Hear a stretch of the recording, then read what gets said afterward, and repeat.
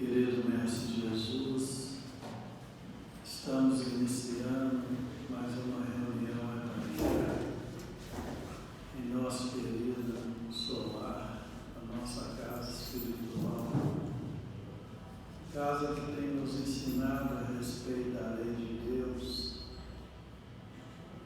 a respeito de onde nós viemos, em que situação nos encontramos, e para onde vamos de acordo com o que nós plantamos. Pedimos, Senhor, que o Senhor nos abençoe a todos que aqui nos encontramos, que possamos extrair das lições da noite aquilo necessário à nossa evolução, o nosso progresso. Ave Maria, cheia de graça, o Senhor é convosco. Bendita sois vós entre os anjos, bendito é o fruto do vosso ventre, nasceu Jesus.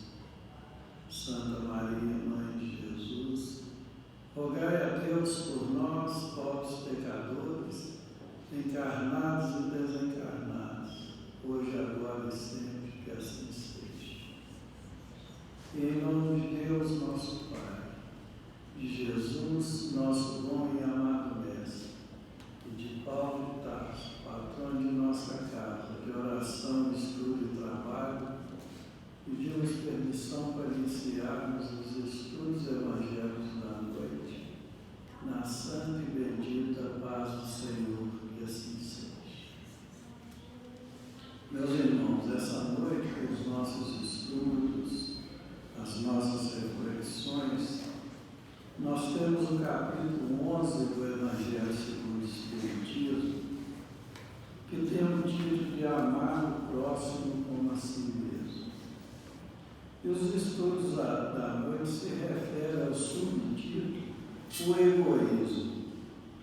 É uma mensagem recebida de Emmanuel em Paris, no ano de 1861, em que ele nos fala: o egoísmo, chaga da humanidade, tem que desaparecer da terra a cujo progresso moral obsta. Ao Espiritismo está reservada a tarefa de fazê-lo ascender na hierarquia dos mundos. O egoísmo é, pois, o alvo para o qual todos os verdadeiros crentes devem apontar suas armas, dirigir suas forças, sua coragem. Digo coragem, porque dela muito mais necessita cada um para vencer-se a si mesmo do que para vencer os outros. Que cada um, portanto, empregue todos os esforços a combatê-lo em si, certo de que esse monstro devorador de todas as inteligências, esse filho do orgulho, é o causador de todas as misérias do mundo terreno. É a negação da caridade e, por conseguinte, o maior obstáculo à felicidade dos homens. Jesus nos deu o exemplo da caridade e Pôncio Pilatos o do egoísmo, pois, quando primeiro o justo vai percorrer as santas estações do seu martírio, o outro lava as mãos, dizendo: que me importa? Animou-se a dizer aos judeus: esse homem é justo, por que eu quero crucificar? Entretanto, deixa que o conduzam ao suplício. É a esse antagonismo entre a caridade e o egoísmo, a invasão do coração humano por essa chaga moral, que se deve atribuir o fato de não haver ainda o cristianismo desempenhado por completo a sua missão. Cabem a vós novos apóstolos da fé, que os espíritos superiores esclarecem, o encargo e o dever de estipar esse mal, a fim de dar ao cristianismo toda a sua força e desobstruir o caminho dos pedroços que lhe embaraçam a marcha. Expulsai da terra o egoísmo, para que ela possa subir as escadas do mundo. Porquanto já é tempo de a humanidade envergar sua veste viril, para que eu cumpra, que primeiramente o expilai de vossos corações. Emmanuel, Paris, 1861. Conjugado com essa lição, com esse ensinamento, nós temos a pergunta 913 do Livro dos Espíritos sobre o egoísmo, quando foi perguntado a eles: dentre os vícios, qual que se pode considerar radical, o mais difícil de estipar e modificar? Temos-no dito muitas vezes: o egoísmo. Daí deriva todo o mal. Estudai todos os vícios e vereis que no fundo de todos há egoísmo. Por mais que lhe deis combate, não chegareis a extirpar-los, enquanto não atacardes o mal pela raiz, enquanto não lhe houverdes destruído a causa. Tendam, pois, todos os esforços para esse efeito, porquanto aí é que está a verdadeira chaga da sociedade. Quem quiser, desde esta vida, ir aproximando-se da perfeição moral, deve expurgar o seu coração de todo sentimento de egoísmo, visto ser o egoísmo incompatível com a justiça, o amor e a caridade. Ele neutraliza todas as outras qualidades. Essa noite nós contamos com a colaboração dos nossos irmãos Lucas e Euler Filho. Estamos passando a palavra ao nosso irmão Euler.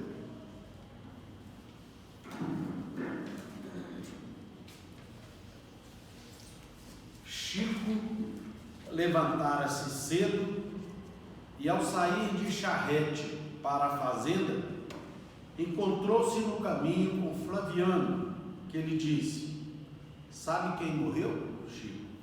Não. O Juca, seu ex-patrão, morreu na miséria, Chico, sem ter nem o que comer. Coitado. Chico tirou do bolso o lenço e enxugou os olhos.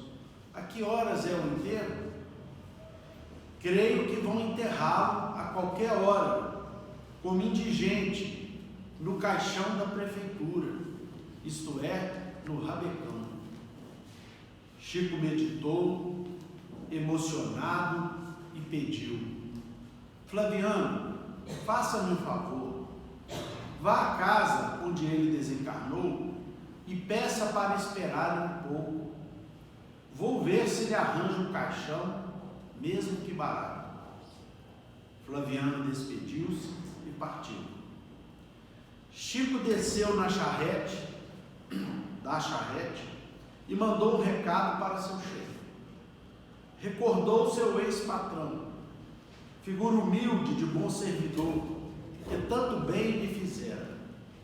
E ali mesmo, no caminho, enviou uma prece a Jesus: Senhor, trata de meu ex-patrão, a quem tanto devo, que me socorreu nos momentos mais angustiosos, que me deu um emprego com o qual socorri minha família, que tanto sofreu por minha causa.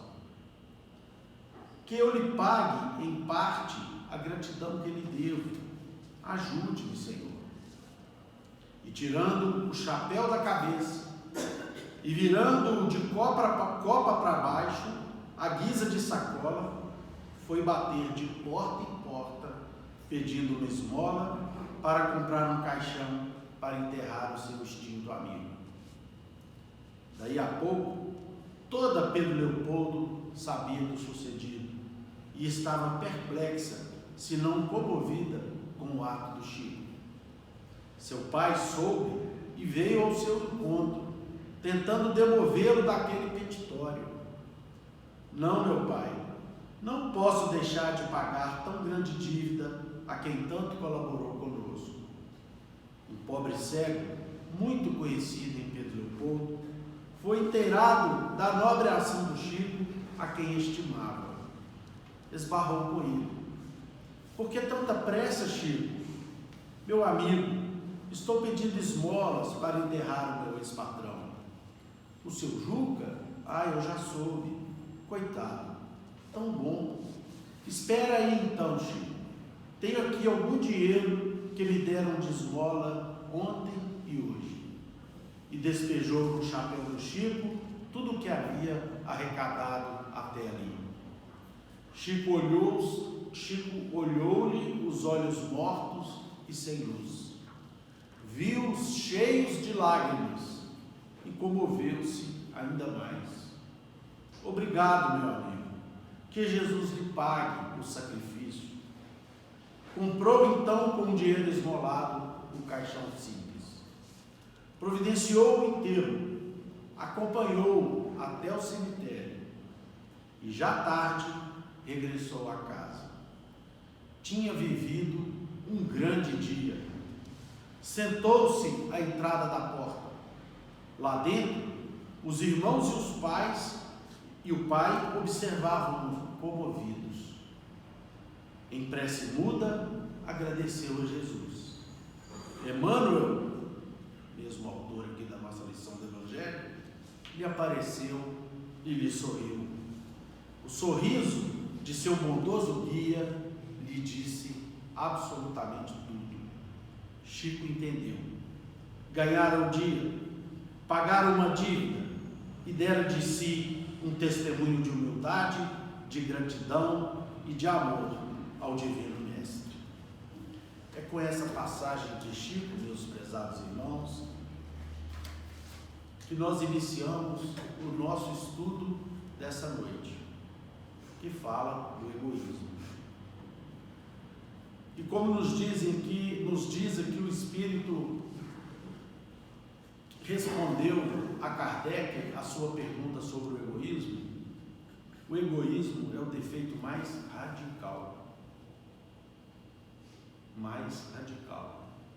que está presente na raiz, no DNA de todos os defeitos que a humanidade pode carregar consigo ainda, e que cumpre a cada um de nós extirparmos definitivamente dos nossos corações. E são atitudes como essa do Chico que faz com que nós reflitamos a respeito da rapidez com que passa a vida e a respeito das nossas atitudes para combater esse mal tão contrário ao advento do reino de Deus aqui na terra. Se nós não combatermos o egoísmo que ainda existe em alguma medida em nossos corações, como nós vimos aqui na resposta de Emmanuel, o egoísmo que em alguma medida existe em nós vai atrapalhar as virtudes que nós já carregamos, vai de certa maneira prejudicar o caminhar evolutivo das nossas vidas nessa existência.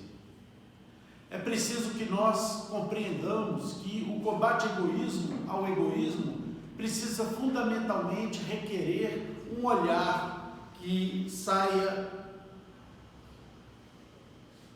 de dentro de nós, muito acostumado a ver apenas a nossa própria vida, e comecemos a enxergar a vida do nosso semelhante. Não foi à toa que Jesus disse ao fariseu, quando ele lhe perguntou sobre qual seria o maior mandamento, que amar a Deus, para amarmos a Deus, era preciso que nós amássemos os nossos semelhantes, o nosso próximo. Existem bilhões de maneiras de nós amarmos os nossos semelhantes, porque há bilhões de semelhantes caminhando em nosso mundo. E cada ser em si, como diz a música, carrega um dom de ser capaz, e cada ser em si carrega possibilidades ou deficiências que é preciso ser compreendidas.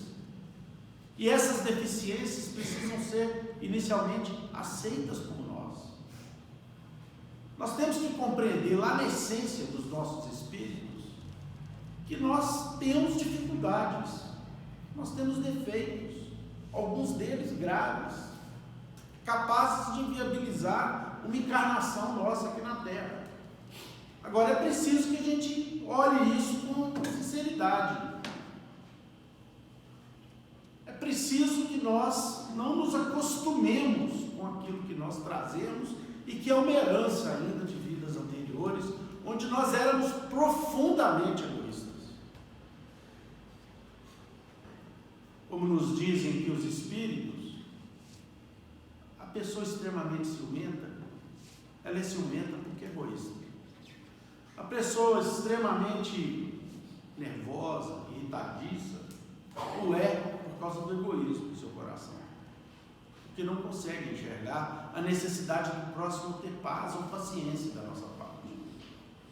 A pessoa extremamente agarrada aos bens materiais, o é por causa do egoísmo.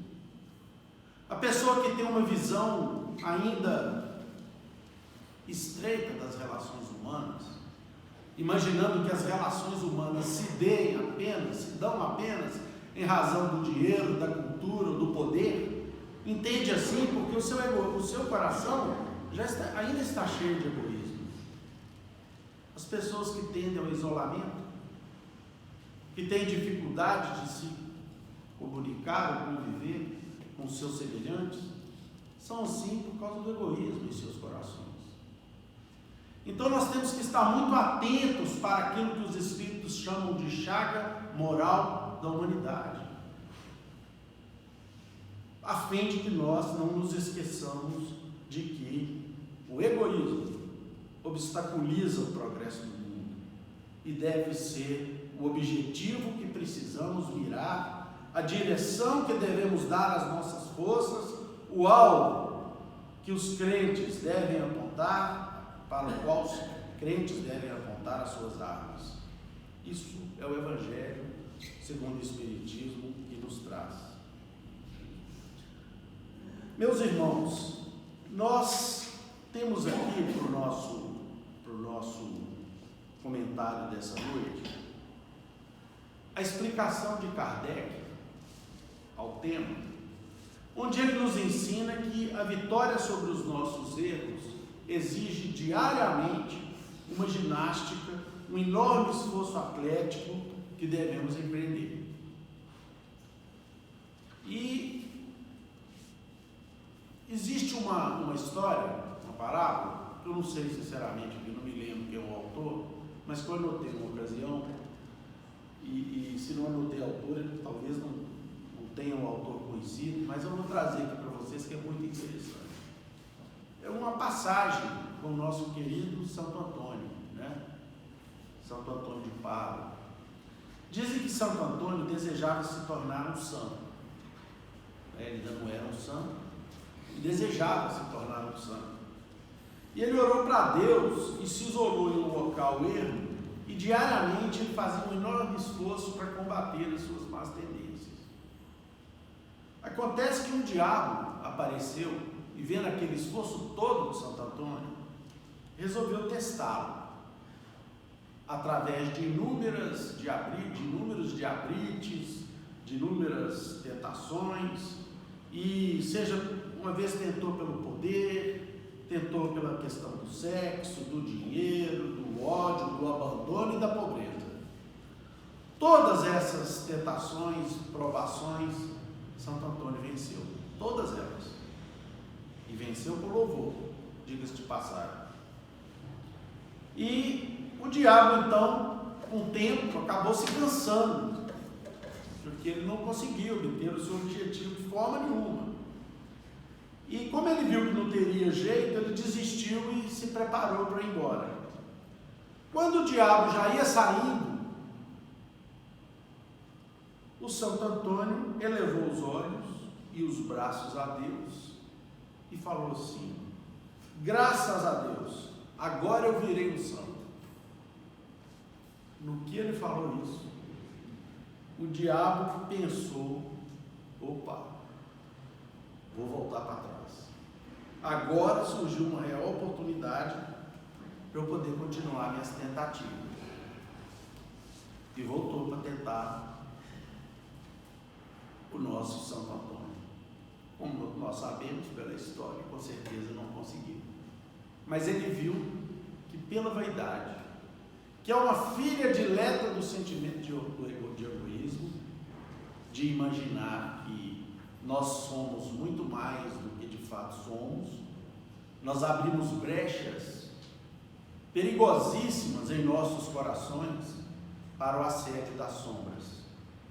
Aliás, é de avaliações, em razão de avaliações precipitadas ou equivocadas que fazemos a nosso próprio respeito, não acatando as críticas, não acatando, às vezes, nem mesmo as sugestões caridosas que algumas pessoas nos fazem, é que nós permitimos ser ainda criaturas profundamente egoístas e com isso nos imobilizamos nos defeitos que nós imaginamos não ter.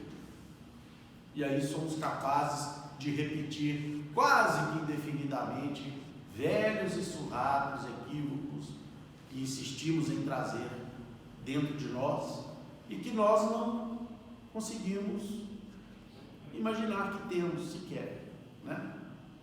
Então, meus irmãos, nós temos que ter muito mais coragem para vencermos a nós mesmos do que para vencer os outros. E é preciso coragem para que nós nos enfrentemos. E o mesmo Emmanuel nos fala de uma caridade, porque nós começamos a falar aqui do nosso querido Chico, né? Que era o amor em pessoa, era caridade em pessoa, era simplicidade em pessoa. Mas esse mesmo Chico também foi combatendo ao longo de toda a sua vida os resquícios egoísticos que ele ainda carregava, e a partir da humildade ele conseguiu vencer esse monstro devorador de consciências e experiências que é o egoísmo. E Emmanuel, o mesmo autor do nosso tema aqui evangélico dessa noite, nos fala de uma caridade, que é a caridade a qual ele trata como sendo a caridade essencial. Isso está no livro, essa página está no livro Vinha de Luz. E vamos ver qual é essa caridade essencial.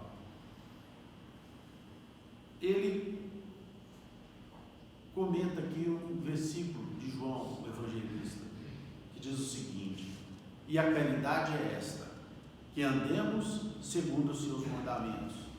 Este é o mandamento, como já desde o princípio ouviste, que andeis nele. João, capítulo 2, versículo 6. Em todos os lugares e situações da vida, a caridade será sempre a fonte divina das bênçãos do Senhor. Quem dá o pão ao faminto e água ao sedento, remédio ao enfermo e luz ao ignorante, está colaborando na edificação do reino divino em qualquer setor da existência ou da fé religiosa a que foi chamado. A voz compassiva e fraternal que ilumina o espírito é irmã das mãos que alimentam o corpo. Então nós podemos sair todos os dias e ir para os viadutos de Belo Horizonte, por exemplo, agora nesse frio, e distribuir sopa, distribuir agasalhos, distribuir alimentos, remédios, carinho, afeto. Isso tudo é muito importante. Mas tão importante como isso é a voz compassiva e fraternal que às vezes faltamos dentro da nossa própria casa. Às vezes chegamos numa distribuição benemérita como essa e alguma coisa não está legal lá na nossa casa, a gente acha ruim. Apela às vezes com o parente, com o esposo, com o marido, com o filho. Às vezes exercemos a nossa razão de forma exacerbada. E diz um ditado muito interessante: às vezes é muito mais preferível nós termos paz do que termos razão. Porque tem muita gente que, em nome da razão, faz um monte de besteira. Esse aqui que vos falo, inclusive, tem esse desafio a vencer. Assistência, medicação e ensino constituem modalidades santas da caridade generosa, que executa os programas do bem. São vestiduras diferentes de uma virtude única. Conjugam-se e completam-se no todo nobre e digno. Ninguém pode assistir a outra com eficiência se não procurou edificação em si mesmo. Ninguém medicará com proveito se não adquirir um espírito de boa vontade para com os que necessitam. E aí nós lembramos essa casa abençoada, onde eu nasci, né? E onde todos aqui frequentamos, alguns há muitos anos. Às vezes nós vamos distribuir aí um prato de sopa, uma roupa, um remédio, um dinheiro, um empenho, mas nos esquecemos de distribuir um sorriso. Às vezes vamos fazer aquilo ali de maneira maquinal. Nós temos que ter esse cuidado. É preciso distribuir esses bens, muitas vezes não são nossos, nós ganhamos para repassar, mas mais do que isso, fazê-lo com um abraço, com prazer, com alegria de estar abraçando ali um irmão muito querido. Foi uma felicidade imensa para nós quando nós voltamos às reuniões públicas, especialmente aqui nos sábados, quando os nossos irmãos, um pouco mais necessitados do que nós, voltaram aqui para casa e que nós os revimos com uma alegria imensa nos nossos corações. São irmãos queridos, são filhos do Calvário, qual nós mesmos, que Jesus reuniu para que nós todos pudéssemos receber o seu chamamento para voltarmos ao redil, porque até então estávamos afastados dele. Então é preciso que nós observemos nos nossos irmãos da vida sempre oportunidades de crescimento,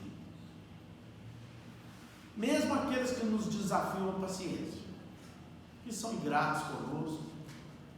Esse episódio então da ingratidão é terrível.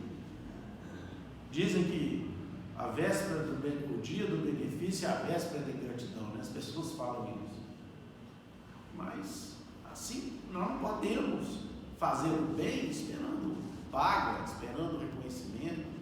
Agora é difícil para nós? É difícil, mas nós precisamos pensar sobre isso. É fundamental nós nos esforçarmos para ir vencendo essas dificuldades que ainda trazemos. Em razão disso, continua Emmanuel, as menores manifestações de caridade nascidas da sincera disposição de servir com Jesus são atividades sagradas e indiscutíveis. As menores manifestações de caridade, vamos ver quais. Em todos os lugares serão sempre sublimes as luzes da fraternidade, disseminando alegria, disseminando esperança, disseminando gratidão, disseminando conforto, disseminando intercessões benditas.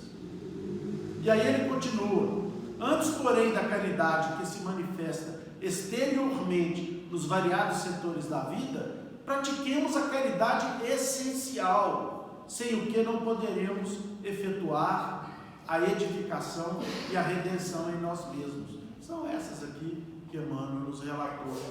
E aí ele continua, para que fique bem claro para todos nós: trata-se da caridade de pensarmos, falarmos e agirmos segundo os ensinamentos do Divino Mestre do Evangelho.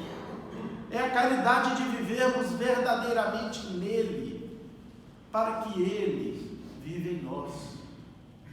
Sem esta caridade, poderemos levar a efeito grandes serviços externos, alcançar intercessões valiosas em nosso benefício, espalhar notáveis obras de pedras, templos como este, mas dentro de nós mesmos, nos instantes de supremo testemunho na fé, estaremos vazios e desolados na condição de mendigos da luz.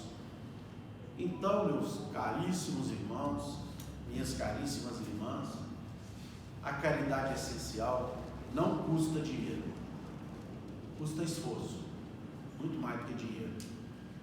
O Chico precisou fazer uma caridade material, foi comprar um caixãozinho lá para o amigo dele, primeiro patrão dele, né?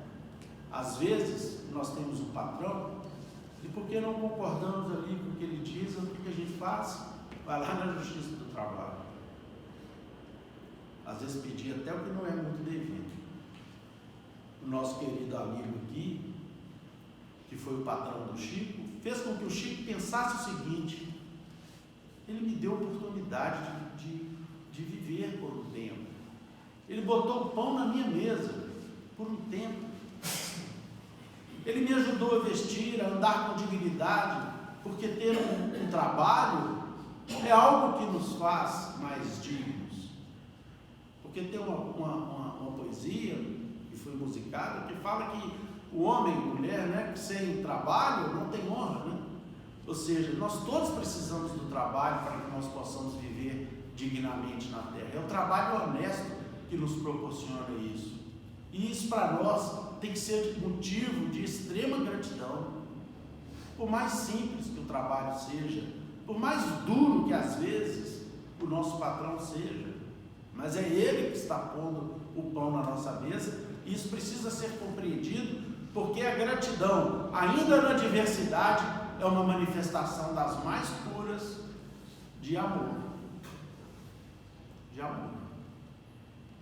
O homem um dia vai compreender isso melhor. Então, meus irmãos, o egoísmo nos impede de nos tornarmos caridosos. O egoísmo nos faz ir da normalidade ao crime em poucos instantes. Porque o egoísmo, como nós vimos aqui, ele instiga os nossos defeitos. Ele potencializa os nossos defeitos, especialmente quando nós falamos assim: peraí, está ferindo meu interesse. Meu interesse está acima de qualquer coisa, do bem e do mal. Eu não faço nada contra ninguém, também não admito que fira o meu interesse. Qual o interesse verdadeiro da vida? Vamos refletir bem. Os interesses materiais têm sua necessidade, óbvio que tem, ninguém aqui está dizendo que não, mas em nome deles nós não podemos pôr em risco o nosso verdadeiro objetivo nessa vida, que é evoluirmos, crescermos, porque um dia nós vamos chegar ao mundo espiritual e, como nós sabemos, caixão não tem tampa. Nós vamos chegar ao mundo espiritual mostrando o que nós somos, o esforço que nós fizemos para melhorar os nossos corações. Então, prezados irmãos, nós com isso relembramos aqui a figura de Francisco de Assis, o grande santinho italiano, nascido em Assis, no ano de 1182, que morreu em 1226, com 44 anos, que num gesto de ruptura com o seu homem velho, como nos ensinou Paulo de Tarso, ele que era filho de nobres, filho da nobreza, rompeu de modo absoluto, radical, entendendo que o egoísmo era um sentimento radical, que precisava de uma atitude radical para poder ser enfrentado. e despiu-se e foi embora da casa dos pais, ganhou o mundo, trouxe para junto com ele irmãos e irmãs, criaram uma missão, um grupo maravilhoso que deu origem a uma ordem religiosa que hoje está presente no mundo inteiro. E foi, como diz Dante Alighieri, poeta italiano, conhecido por todos nós, Francisco de Assis foi uma luz que brilhou sobre o mundo, a ponto de ir até o Papa do seu tempo, do século X, e chamar a atenção do Papa pelos desvios da igreja. E fez o Papa, naquela ocasião, fazer uma profunda reflexão. Então, meus irmãos, são com essas palavras que nós encerramos a nossa participação singela desta noite, fazendo uma conclamação para todos nós, irmãos ainda a caminho da nossa evolução, a caminho das nossas conquistas espirituais, que reflitamos a respeito desse desafio que todos nós possuímos. E lembrando o velho lidador de Tássio, nosso querido patrono dessa casa, é preciso que nós percorramos, como ele fez, o bom combate, o bom caminho, a boa trilha. É preciso que nós combatamos o bom combate e guardemos a nossa fé. E para que isso aconteça, é fundamental que nós definitivamente procuremos ver o nosso próximo, seja ele quem for, de uma maneira um pouco menos egoísta, de uma maneira mais ampla, tendo por ele, pelos nossos irmãos, né, da vida, o mesmo, procurar ter por eles o mesmo amor que nós temos por nós. É difícil, mas nós seremos espíritos iluminados, seremos almas eleitas o dia que nós compreendermos isso. Ainda está longe? Está longe, mas nós temos que começar a falar nisso desde já, né? Tal qual as criancinhas começam a soletrar o beabá. Nós somos ainda criancinhas do ponto de vista da evolução espiritual, mas vamos repetir: amai-vos uns aos outros, amai-vos uns aos outros, amemos uns aos outros, amemos uns aos outros, que talvez pela repetição nós consigamos fazer aí uma matriz mais identificada com o amor que Jesus nos ensinou. Uma boa noite para todos e fiquem com Deus.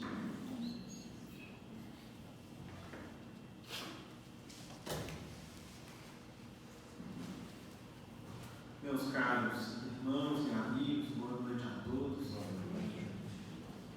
Dando sequência aos nossos estudos dessa noite, nós estamos hoje dentro do capítulo 11 do Evangelho segundo o Espiritismo, que tem por título Amar o Próximo como a si mesmo. Capítulo esse que é praticamente central, tá, no âmbito dessa obra, tal como o coração está bem aqui, né, bem guardado no centro do nosso peito, do nosso ser, porque é aquilo que vibra, que traz vida, que pulsa dentro de nós. E dentro dos estudos do que é o amor cristão, o que vem a ser esse amar o próximo, que o Evangelho também nos explica as palavras e as lições de Jesus, vem, meus irmãos, os espíritos superiores, aqui especificamente o espírito de Emmanuel, mostrar para a gente o que tem sido o maior obstáculo a que a gente anda verdadeiramente ao longo dos séculos na humanidade. O que tem sido o grande entrave, o grande empecilho para que o cristianismo tome os corações das criaturas humanas na Terra e assim a gente implante aqui um novo mundo, uma nova sociedade fraterna, onde existe amor de fato, onde uns sempre preocupam-se com os outros, onde a pessoa é capaz de abrir mão do seu conforto, do seu interesse pessoal, pela alegria de ver alguém atendido, amparado, assistido. Ou seja, qual é o grande empecilho? Qual é o grande inimigo? E aí Emmanuel fala diversas vezes aqui para a gente nesse livro. É o egoísmo. Se a gente pudesse definir, meus irmãos, num conceito simples, o que é o egoísmo? O egoísmo é a prevalência do interesse pessoal. É eu sempre colocar em primeiro lugar o meu interesse pessoal. Ou seja, tem um problema aqui. O que me toca? O que pode me prejudicar ou me beneficiar? É isso assim, assado. Então é isso aqui que eu quero.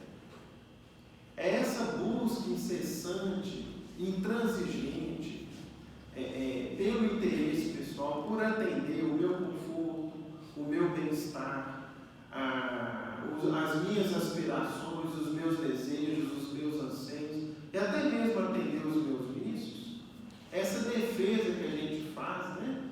E que alguns ditados populares ilustram, por exemplo, é cada um por si e Deus por todos, ou seja, cada um defende o seu interesse pessoal. É isso que tem nos atrasado. Isso que tem nos trazido inúmeros problemas, inúmeras dificuldades e sofrimentos. E Emmanuel vai repetir isso aqui por palavras diferentes o tempo todo no nosso texto. Ele fala assim conosco: o egoísmo, chaga da humanidade, tem que desaparecer da terra, a cujo progresso moral tem impedido. Mais adiante ele fala: o egoísmo é o alvo para o qual todos os verdadeiros crentes devem apontar suas armas, dirigir suas forças, sua coragem. Ou seja, meus irmãos, se tem um alvo para o qual todos nós devemos combater e que nós podemos ter certeza que, se for combatido, nós vamos melhorar a nossa vida e a vida da sociedade que a gente está inserindo, esse alvo é o egoísmo, é a primazia, é o interesse pessoal vindo em primeiro lugar. Mais adiante ele fala: filho do orgulho é o causador de todas as misérias do mundo.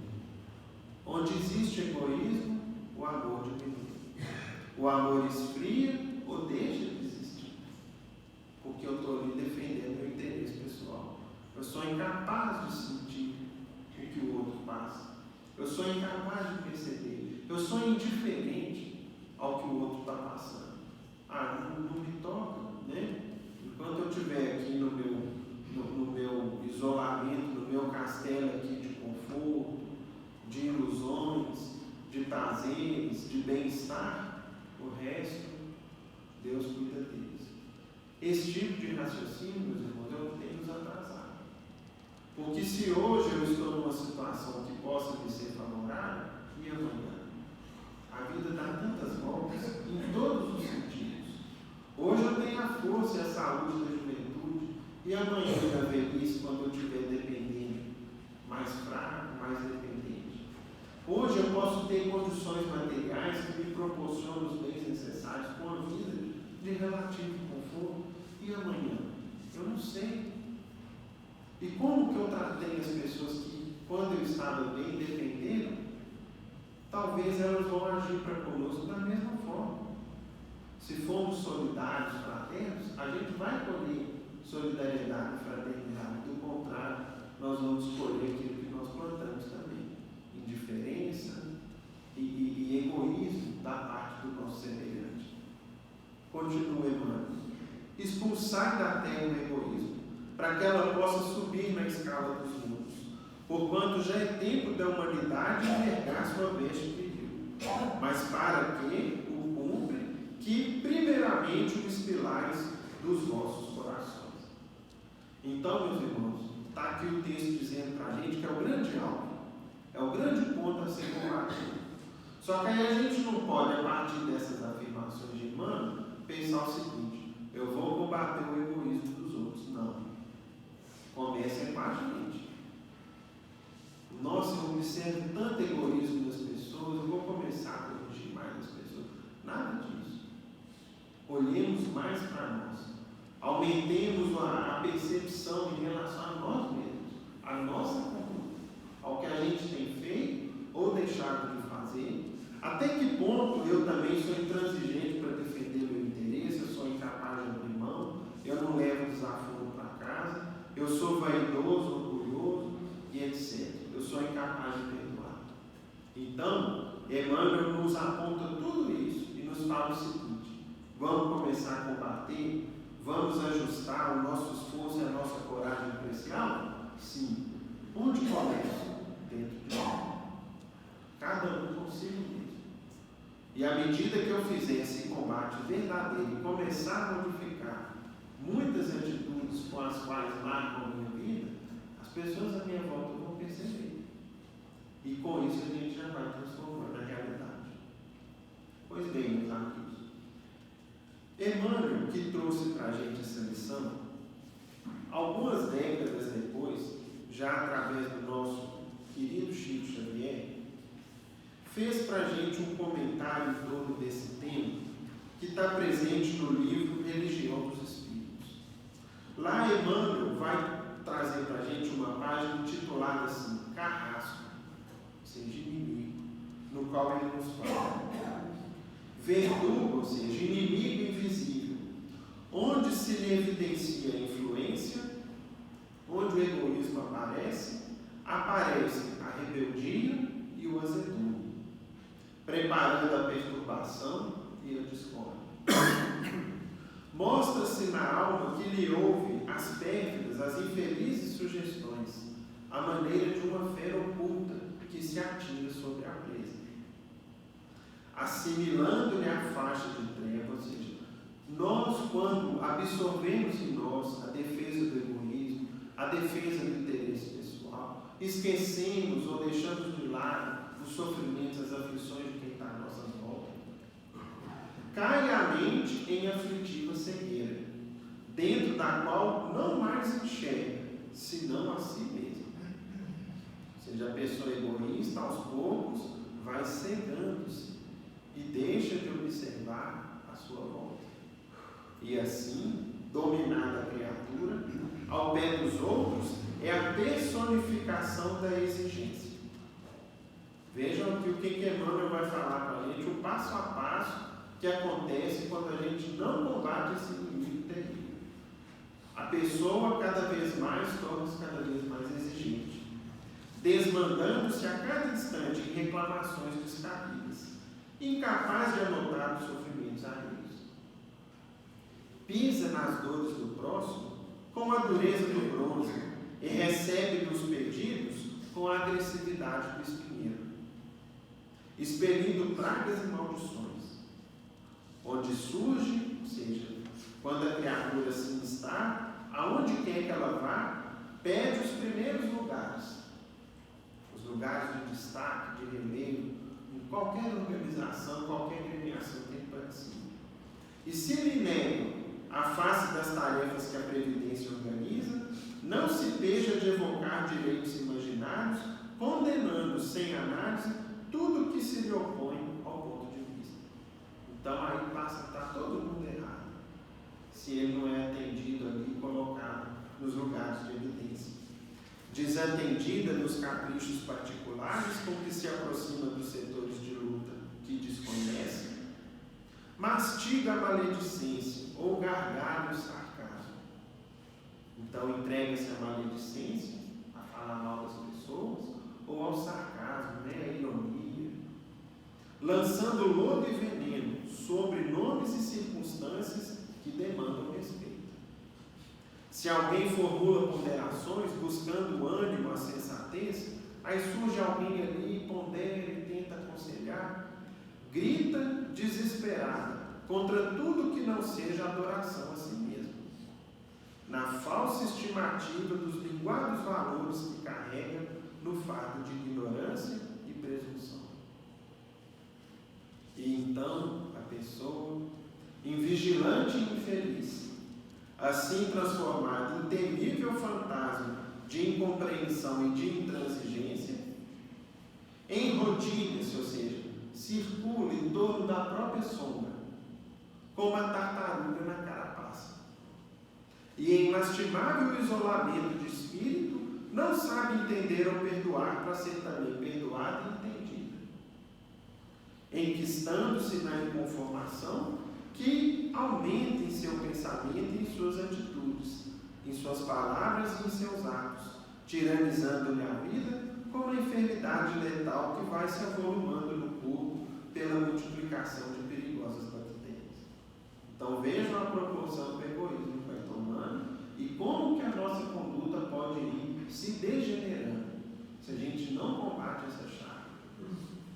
Atingido esse estado de alma, não adota outro rumo que não seja o da crueldade, com que muitas vezes se arroja ao despenhadeiro da delinquência, associando-se a todos aqueles que se lhe afinam com as vibrações baixas em largas simbioses, ou seja, dependências recíprocas de desumanidade e loucura, formando um pavoroso inferno do bem.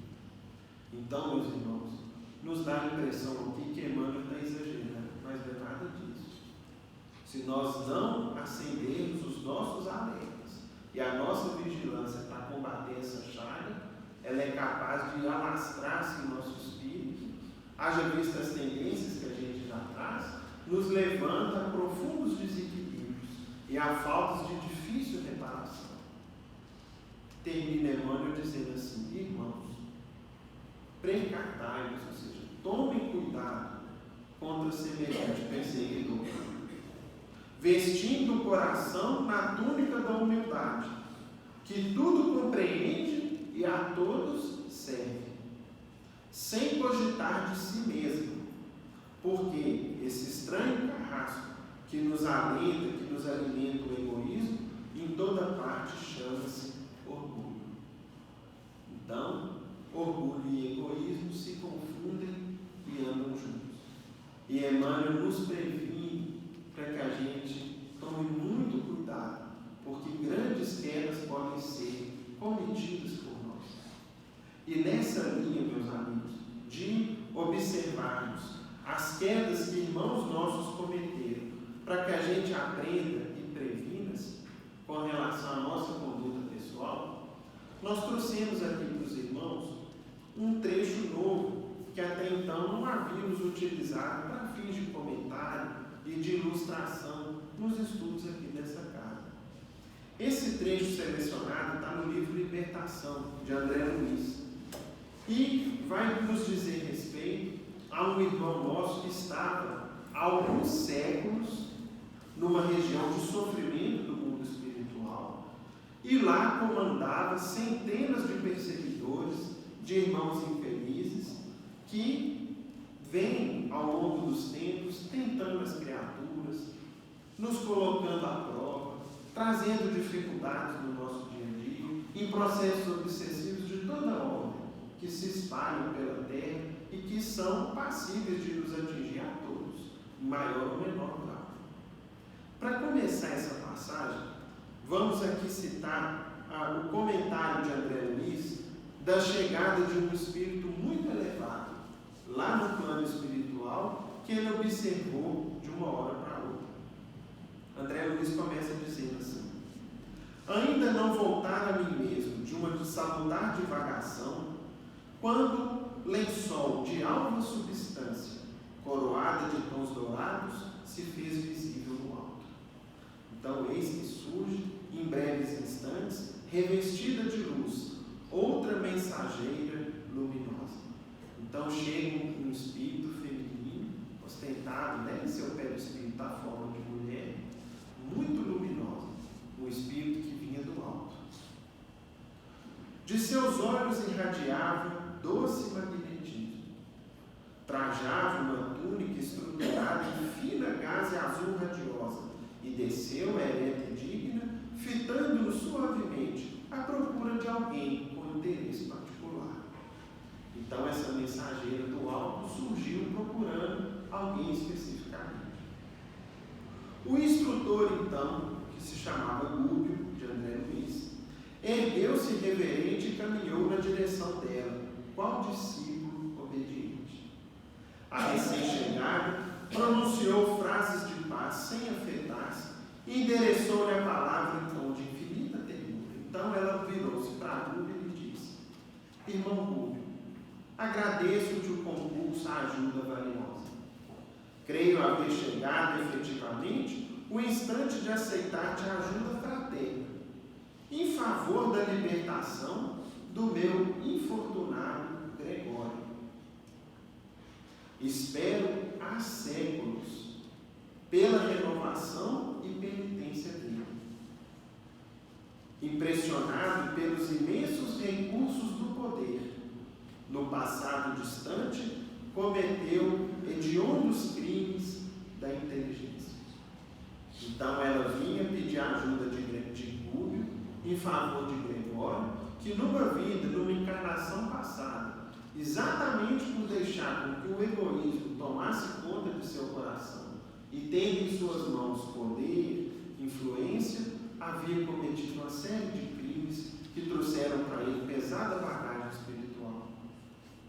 Internado em perigosa organização de transviados morais, especializou-se depois da morte em oprimir ignorantes e infelizes. Pelo endurecimento do coração, conquistou a confiança de gênios cruéis, desempenhando presentemente a detestável função de grande sacerdote em mistérios escuros. Chefia, ou seja, ele tornou-se chefe de uma condenável falange de centenas de outros espíritos infelizes, cristalizados no mal, e que lhe obedecem com deplorável cegueira e quase absoluta fidelidade. Agravou assim o passivo de suas dívidas, trazidas da insânia terrestre, e vem sendo instrumento infeliz nas mãos de inimigos do bem, poderosos e ingratos. Então essa era até ali a trajetória de Gregório, que Matilde, essa irmã, manifestava com Deus.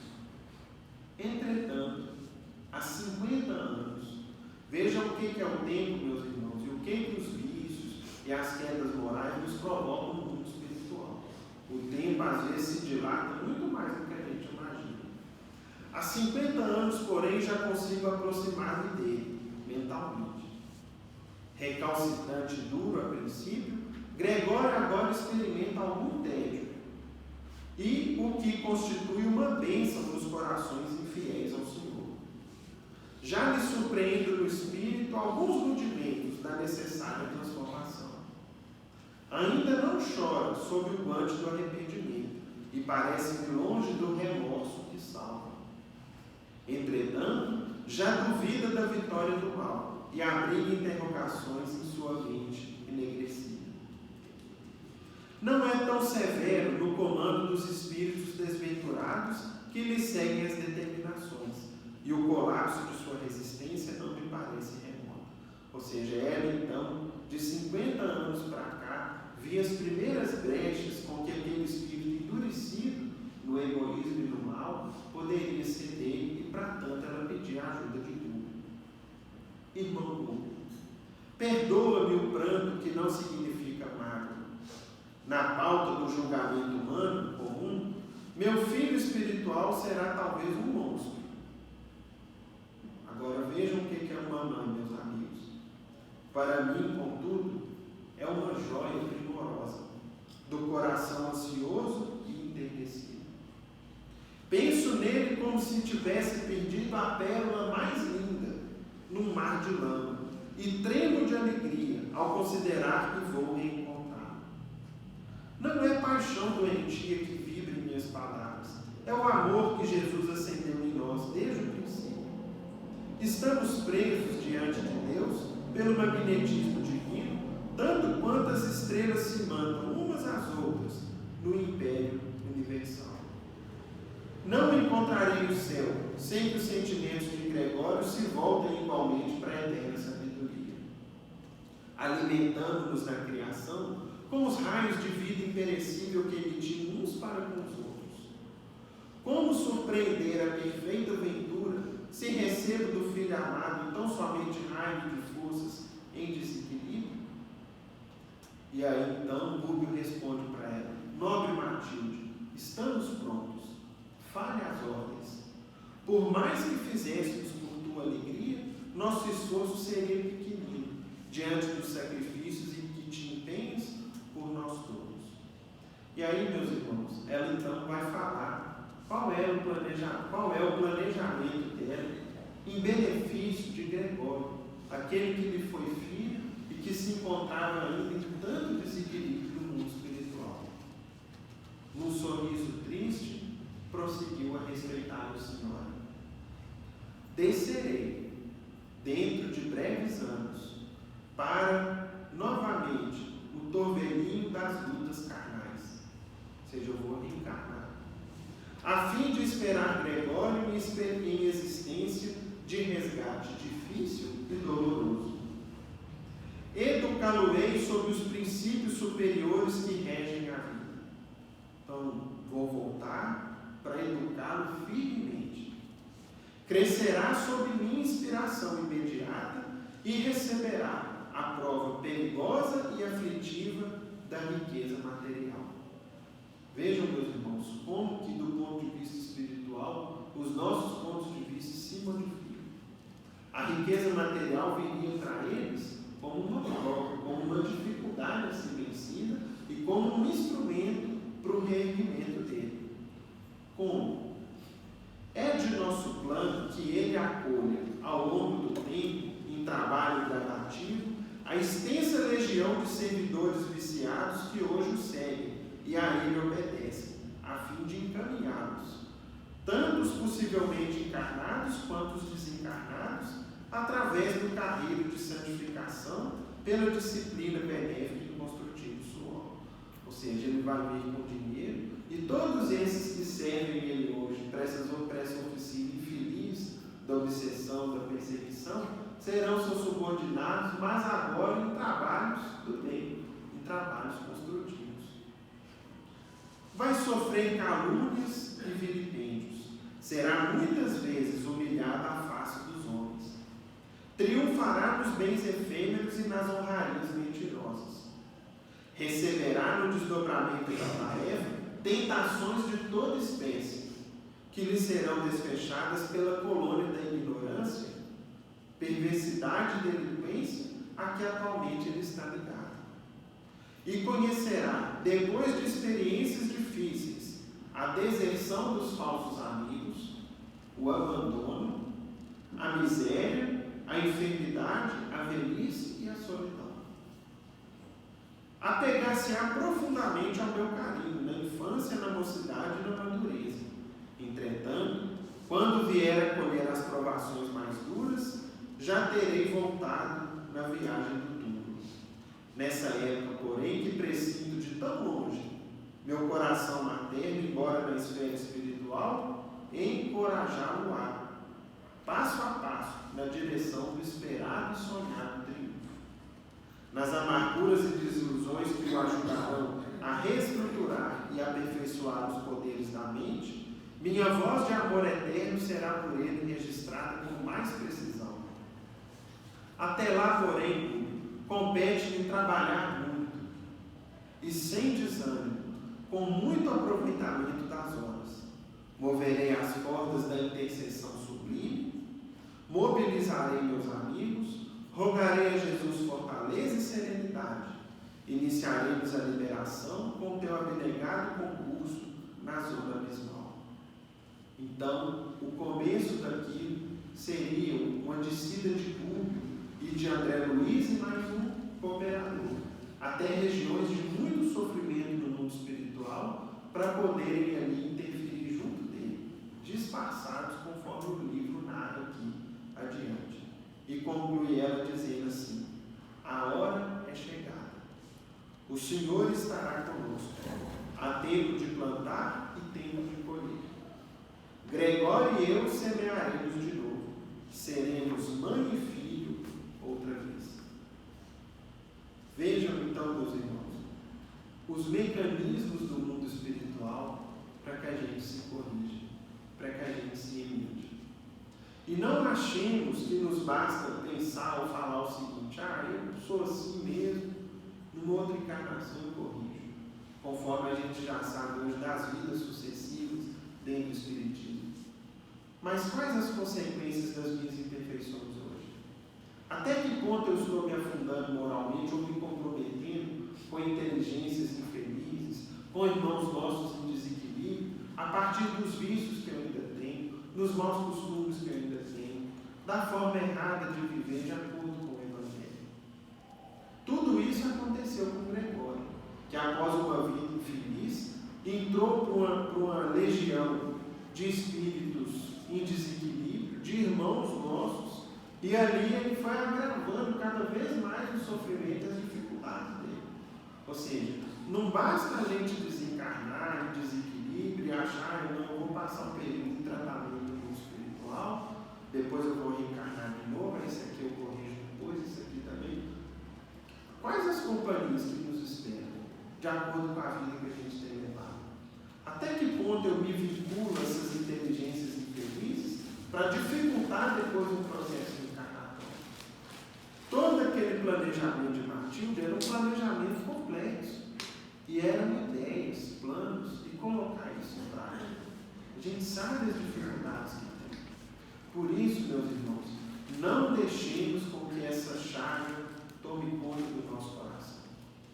Entremos logo com o antibiótico da caridade, com a cirurgia do amor, do bem ao próximo, da compaixão, do desprendimento, de pensarmos em quem está à nossa volta e fazermos todo o bem possível, iniciando dentro do lar, para que isso não se alastre e tome proporções que depois ficam difíceis de corrigir, conforme a gente vê numa situação dessa.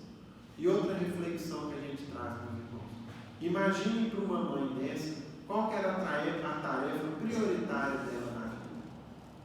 Será que era encaminhar o filho intelectualmente para que ele fosse um doutor, tivesse aí um diploma, uma especialização, um doutorado, etc., ou educá-lo moralmente? Para que ele não caísse novamente nas mesmas tentações, nas mesmas dificuldades que fizeram com que ele estacionasse por séculos em seu processo evolutivo. Tudo isso a doutrina nos traz e nos pede para refletir, para pensar, para que a gente então reveja as nossas prioridades, as nossas escolhas e aquilo que de fato nos compete fazer de acordo com o meio que a gente está inserido, com as pessoas com as quais a gente convive, com a nossa tarefa ou com os nossos deveres na condição de filho, ou de pais, ou de netos, ou de avós, porque muito bem há por ser feito. Há muita coisa boa por fazer, esperando o quê? A iniciativa nossa, para que a gente então combata essa grande chaga que é a prevalência do interesse pessoal, o egoísmo. Que Jesus nos ampare, nos abençoe a todos.